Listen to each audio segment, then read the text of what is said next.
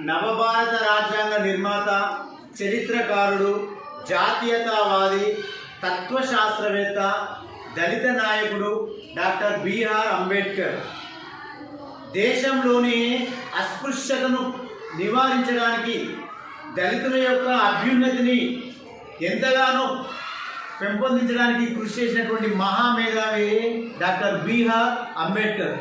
నిమ్న వర్గాలలో అందరిలాగా మనము అన్నీ చేయగలం అన్న ఆత్మవిశ్వాసాన్ని పెంపొందించడం అతని యొక్క లక్ష్యం.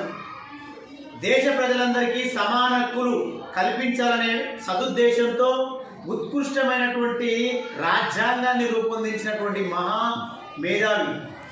దేశ విదేశాలలో విద్యను అభ్యసించి ప్రపంచంలోనే మహామేధావిగా గుర్తింపు పొందాడు డాక్టర్ బిఆర్ అంబేద్కర్.